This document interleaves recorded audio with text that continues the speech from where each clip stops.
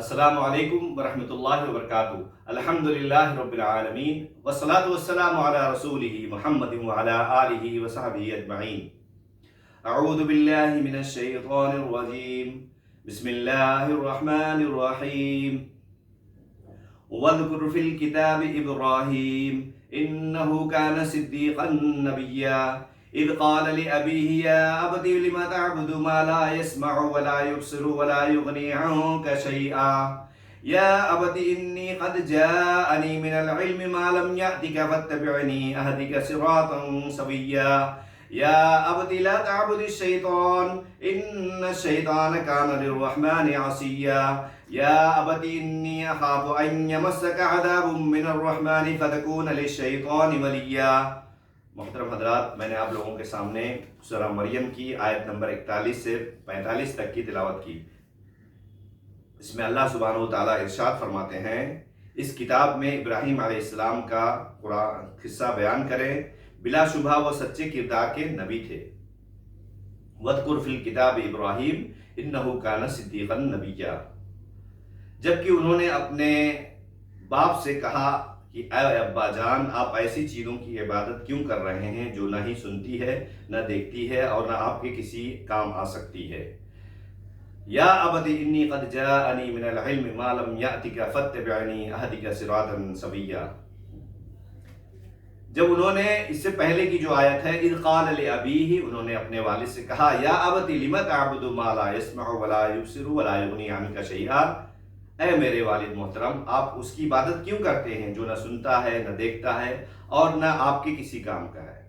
پھر انہوں نے آگے فرمایا یا ابت انی قد جاءنی من العلم ما لم یأتک فاتبعنی اہدک صراطا سویا، اے ابا جان، میرے پاس صحیح علم آیا ہے اور آپ میری ہی بات مانے، میں بالکل سیدھی راہ کی طرف آپ کی رہنمائی کروں گا۔ ابا جان، آپ شیطان کی عبادت نہ کریں، وہ تو رحمان کا نافرمان ہے۔ یا ابتی لا تعبد الشیطان ان الشیطان کان للرحمن عصیا یا ابتی انی اخاف ان یمسک عذاب من الرحمن فتکون للشیطان ولیا، اے ابا جان، مجھے خطرہ ہے کہ کہیں آپ پر کوئی عذاب الہی نہ آ جائے کہ آپ شیطان کے ساتھی بن جائیں۔ اگر آپ شیطان کے ساتھی بنیں گے تو عذاب الہی کا خطرہ ہے۔ اس گفتگو اور بات چیت میں ہمارے لیے بہت عظیم دروس و عبرتیں ہیں۔ ابراہیم علیہ السلام اور ان کے والد کے درمیان ہونے والی گفتگو سے پہلا سبق یہ ملتا ہے کہ دین یا اصلاح کی دعوت کی ابتدا قریب ترین لوگوں سے کی جائے۔ ابراہیم علیہ السلام نے جب مشرکین کو شرک و بت پرستی میں مبتلا دیکھا تو ان کو ان کے حال پر رحم آیا اور انہیں اسلام کی دعوت دی۔ اس سلسلے میں انہوں نے بہت محنت و مشقت برداشت کی اور اس راہ میں آنے والے مشکلات پر بڑے صبر و تحمل کا مظاہرہ کیا۔ سب سے پہلے انہوں نے اپنے باپ آزر کو ایک اللہ کی عبادت کرنے اور شرک و بت پرستی ترک کرنے کی دعوت دی، یعنی ابراہیم علیہ السلام نے اپنی دعوت کا آغاز اپنے باپ سے کیا۔ وعد و نصیحت کرنے اور دین کی دعوت دینے میں یہ اہم اصول ہے کہ پہلے اپنے سب سے قریبی لوگوں کو نصیحت کی جائے۔ اللہ رب العالمین نے سورہ شعراء میں ارشاد فرمایا وَأَنذِرْ عَشِيرَتَكَ الْأَقْرَبِينَ، اے محمد صلی اللہ علیہ وسلم، آپ اپنے قریبی رشتہ داروں کو ڈرائیں۔ دعوت دین میں نرمی اختیار کی جائے۔ ابراہیم علیہ السلام اور ان کے والد کے درمیان ہونے والی اس گفتگو سے ایک سبق یہ بھی ملتا ہے کہ جب کسی کو وعد و نصیحت کی جائے تو نرم لب و لہجے اختیار کیا جائے اور اپنے مخاطب کو پیار و محبت سے سمجھایا جائے۔ ابراہیم علیہ السلام نے اپنے باپ کو بڑی نرمی اور پیار محبت سے یا ابتی، ابا جان کہہ کر مخاطب کیا تاکہ اپنے باپ کے دل میں اتر جائے اور ان کے احساسات و جذبات کو تحریک دیں کہ وہ حق کو پہچانیں اور اسے قبول کر کے اس کی اتباع کریں۔ دعوت دین میں مخاطب کے ساتھ ادب و احترام کا مظاہرہ کیا جائے۔ ابراہیم علیہ السلام نے اس بات چیت میں اپنے والد کے ساتھ کمال ادب کا مظاہرہ کیا تاکہ یہ یقین دلائیں کہ وہ اپنے باپ کے ساتھ بہر صورت اچھا سلوک و برتاؤ کریں گے اگرچہ وہ مشرک ہے۔ اسی طرح بیٹوں کو بھی والد اپنے والدین کے ساتھ ہر حال میں اچھا سلوک و برتاؤ کرنا چاہیے۔ دعوت دین میں حکمت اور عقل و منطق کی زبان استعمال کی جائے۔ ابراہیم علیہ السلام نے اپنے والد سے گفتگو کے درمیان عقل کی زبان استعمال کی اور منطقی دلیل دیتے ہوئے ان سے مخاطب ہوئے۔ جیسے فرمایا انہوں نے، یا ابتی لم تعبد ما لا يسمع ولا يبصر ولا يغني عنك شيئا، اے والد محترم، آپ ایسی چیزوں کی عبادت کیوں کر رہے ہیں جو نہ ہی سنتی ہے، نہ دیکھتی ہے اور نہ آپ کے کسی کام آ سکتی ہے۔ یہاں ایک بات میں اور کوٹ کر دوں، جب موسیٰ اور ہارون علیہ السلام کو اللہ رب العالمین نے فرعون کے پاس دعوت دینے کے لیے بھیجا تو اللہ رب العالمین نے یہاں انہیں بھی ارشاد فرمایا، اذهب الى فرعون انه طغى، پھر آگے کہیں ارشاد فرمایا فقولا له قولا لینا لعله يتذکر او یخشی، تو آپ دونوں ان سے نرم لہجے میں بات کریے، شاید وہ ڈر جائے اور لوٹ جائے یا ذکر کو تسلیم کر لے۔ ابراہیم علیہ السلام نے اس بات چیت اور بحث مناقشہ کی تمہید ایک استفہامیہ جملے کی، یعنی سوالیہ نشان میں، جیسے بچے پوچھتے ہیں نا، اسی طرح سے ہمیں دعوت کرنی چاہیے کہ لوگ نہیں جانتے ہیں، بچے ہیں، بچے نہیں پوچھتے یہ کیا ہے، یہ کیا ہے، یہ کیسا ہے، ایسا کیوں ہے۔ اسی طرح سے ہمیں دعوت و تبلیغ کے میدان میں بھی انتہائی حکمت عملی اور منطقی انداز میں سمجھا کر محبت سے گفتگو کرنی چاہیے، جس میں اس بات کا انکار کر رہے ہیں کہ بت سننے یا دیکھتے بھی نہیں ہیں، اور یہ بتایا کہ ان لوگوں کی کچھ کام نہیں آئیں گے جو ان کی عبادت و پوجا کرتے ہیں، یہ محسوس چیز ہے، عقل والے جس کا ادراک کرتے ہیں اور اچھی طرح سے جانتے ہیں۔ ابراہیم علیہ السلام نے یہاں اپنے باپ کو یہ بات یاد دلائی جو فطری طور پر ہر باپ کے اندر ہوتی ہے، یعنی ان کی خواہش ہوتی ہے کہ بیٹے اپنے باپ سے آگے بڑھ جائیں اور ان کی طرف سے جو کمی رہ گئی ہے اس کو بیٹے پورا کریں۔ ابراہیم علیہ السلام نے اپنے باپ کو اپنا مقام و مرتبہ یاد دلایا کہ وہ نبی ہیں، ان کا مقصد اپنے باپ کو سیدھا راستہ دکھانا ہے، یعنی صرف ایک اللہ کی عبادت کرنا اور شرک و بت پرستی کو چھوڑ دینا ہے۔ بتوں کی عبادت در حقیقت شیطان کی عبادت ہے جو کہ اللہ تبارک تعالیٰ کا دشمن ہے، اس لیے ابراہیم علیہ السلام نے فرمایا، یا ابت لا تعبد الشیطان ان الشیطان کان للرحمن عصیا، اے والد محترم آپ شیطان کی عبادت نہ کریں، وہ تو رحمان کا نافرمان ہے۔ ابراہیم علیہ السلام نے اس جیسی جگہ میں اللہ کی جگہ رحمان کا استعمال کیا۔ حقیقت میں یہ ابراہیم علیہ السلام کی طرف سے اپنے باپ کو توبہ کرنے کی ترغیب دی گئی، کیونکہ اللہ تبارک تعالیٰ اپنے بندوں کی توبہ قبول کرتا ہے اور گناہوں کو معاف کرتا ہے۔ بلا شبہ وہ توبہ قبول کرنے والا اور رحم کرنے والا ہے۔ پھر ابراہیم علیہ السلام نے اپنے باپ کو متنبہ کیا کہ وہ باطل اور غلط کام پر اصرار نہ کرے، اور ان کو اپنے باپ کے سلسلے میں عذاب کا ڈر لگا تو کہا، یا ابت انی اخاف ان یمسک عذاب من الرحمن فتکون للشیطان ولیا، والد محترم مجھے خطرہ ہے کہ کہیں آپ پر کوئی عذاب الہی نہ آ جائے کہ آپ شیطان کے ساتھی بن جائیں گے، یعنی اگر آپ شیطان کے ساتھی بنیں گے تو عذاب الہی کا خطرہ ہے۔ آج عوام سے زیادہ علماء کو بھی اس پر دھیان دینے کی ضرورت ہے، اور جو شخص دنیا میں شیطان سے دوستی کرے گا آخرت میں یقینی طور پر وہ خسارہ میں ہوگا، جیسا کہ اللہ رب العالمین نے ارشاد فرمایا، وَمَن يَتَّخِذِ الشَّيْطَانَ وَلِيًّا مِّن دُونِ اللَّهِ فَقَدْ خَسِرَ خُسْرَانًا مُبِينًا۔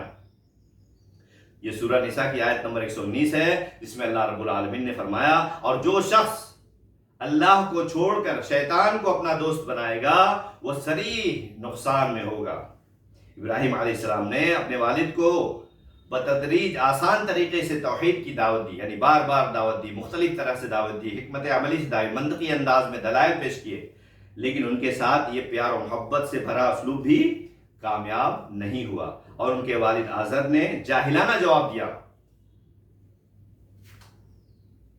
قال اراغب انت عن آلہتی یا ابراہیم لئن لم تنتہ لأرجمنک وہجرنی ملیا۔ یہ سورہ مریم کی آیت نمبر 46 ہے، اس میں اللہ رب العالمین نے فرمایا کہ انہوں نے کہا، یعنی آزر نے کہا، ابراہیم علیہ السلام کے والد نے کہا، انہوں نے جواب دیا، اے ابراہیم، کیا تم ہمارے معبودوں سے روگردانی کر رہے ہو؟ اگر تم باز نہ آئے تو میں تمہیں پتھروں سے مار ڈالوں گا، جاؤ ایک مدت دراز تک کے مجھ سے الگ ہو جاؤ۔ یعنی ابراہیم علیہ السلام کے باپ آزر نے ان کے نرم لہجے کا جواب انتہائی سخت لہجے میں دیا، بلکہ ان کو پتھر سے رجم کرنے تک کی دھمکی بھی دے ڈالی، اور ابراہیم علیہ السلام کو حکم دیا کہ وہ انہیں چھوڑ کر چلے جائیں۔ تو ابراہیم علیہ السلام نے جواب دیا، دیکھیے جاہلانہ سوال کا بھی جواب کتنے اچھے انداز میں دیا۔ سلام علیک ساستغفر لک ربی انہ کان بی حفیا واعتزلکم وما تدعون من دون اللہ وادعو ربی عسى الا اکون بدعاء ربی شقیا۔ یہ سورہ مریم کی آیت نمبر 47 اور سے 48 ہے۔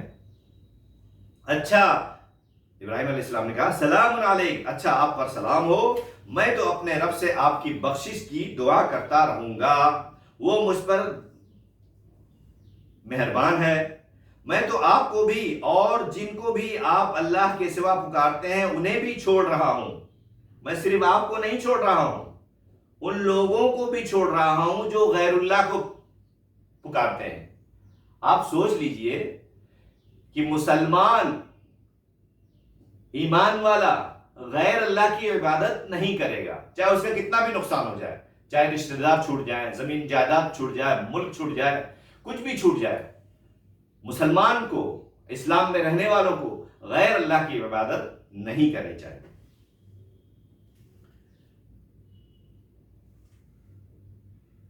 ایک برا سلوک کرنے والے کے ساتھ انتہائی ادب اور صبر و تحمل والا جواب ایسے ہی واعظین اور ناصحین کو ہونا چاہیے کہ وہ برائی کا بدلہ تحمل اور بربادی سے دے اور جہالت کا جواب علم سے دے۔ ابراہیم علیہ السلام نے صرف اسی پر اکتفا نہیں کیا، بلکہ جب تک ان کے باپ آزر زندہ رہے ان کے لیے استغفار بھی کیا، لیکن جب ان کی موت کفر پر ہوئی تو ابراہیم علیہ السلام نے ان سے برات کا اظہار کیا۔ اللہ رب العالمین نے قرآن کریم میں ارشاد فرمایا ہے، اس کا نقشہ کھینچا ہے سورۃ توبہ کی آیت نمبر 114 میں، وَمَا كَانَ اسْتِغْفَارُ إِبْرَاهِيمَ لِأَبِيهِ إِلَّا عَن مَّوْعِدَةٍ وَعَدَهَا إِيَّاهُ فَلَمَّا تَبَيَّنَ لَهُ أَنَّهُ عَدُوٌّ لِّلَّهِ تَبَرَّأَ مِنْهُ إِنَّ إِبْرَاهِيمَ لَأَوَّاهٌ حَلِيمٌ۔ اور ابراہیم علیہ السلام، وَمَا كَانَ اسْتِغْفَارُ إِبْرَاهِيمَ لِأَبِيهِ، اور ابراہیم علیہ السلام کا اپنے والد کے لیے، اپنے باپ کے لیے دعائے مغفرت کرنا صرف اس وعدے کے تحت تھا، اس وعدے کے سبب تھا جو انہوں نے ان سے کر لیا تھا، انہوں نے وعدہ کر لیا تھا۔ لیکن جب وہ ان پر یہ بات ظاہر ہو گئی کہ وہ اللہ کے دشمن ہیں تو انہوں نے ان سے برات کا اظہار کیا۔ واقعی ابراہیم علیہ السلام بڑے نرم دل اور بردبار تھے۔ ابراہیم علیہ السلام پر جب یہ بات واضح ہو گئی کہ میرے باپ اللہ کے دشمن ہیں اور جہنمی ہیں تو انہوں نے ان سے اظہار برات کر دیا اور اس کے بعد مغفرت کی دعا نہیں کی۔ اللہ رب العالمین نے اس بات کا نقشہ قرآن کریم میں اس طرح سے کھینچا ہے سورۃ توبہ کی آیت نمبر 113، ما كان للنبي والذين آمنوا أن يستغفروا للمشركين ولو كانوا أولي قربى من بعد ما تبين لهم أنهم أصحاب الجحيم۔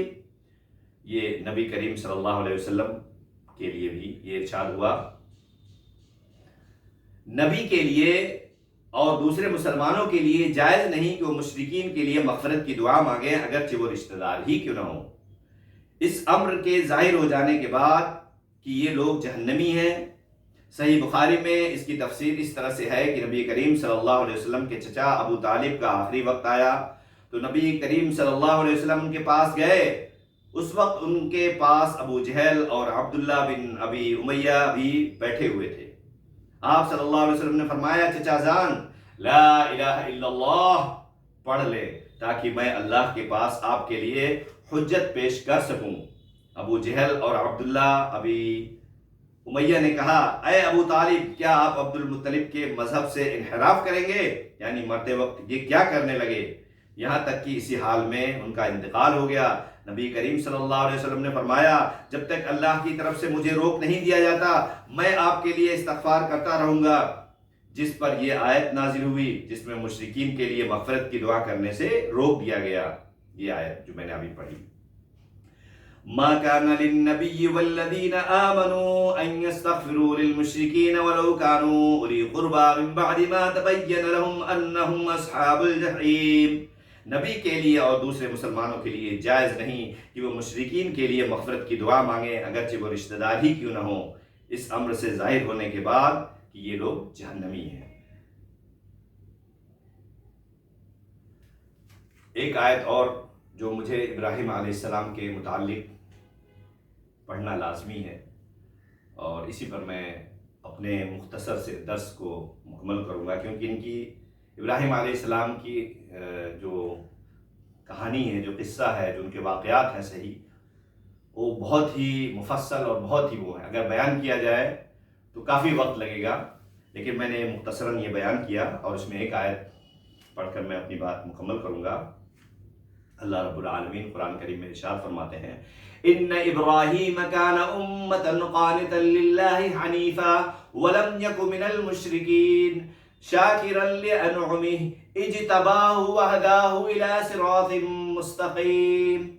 یقیناً بے شک گارنٹی کے ساتھ ابراہیم علیہ السلام اپنے آپ میں ایک جماعت تھے، یعنی ایک اکیلے ابراہیم علیہ السلام اپنے آپ میں ایک جماعت تھے، ایک امت تھے. قانتا للہ حنیفا، اللہ رب العالمین کے لیے فرما بردار تھے، اللہ رب العالمین کے لیے توحید کے علم بردار تھے. ولم یک من المشرکین، اور وہ مشرکوں میں سے نہیں تھے.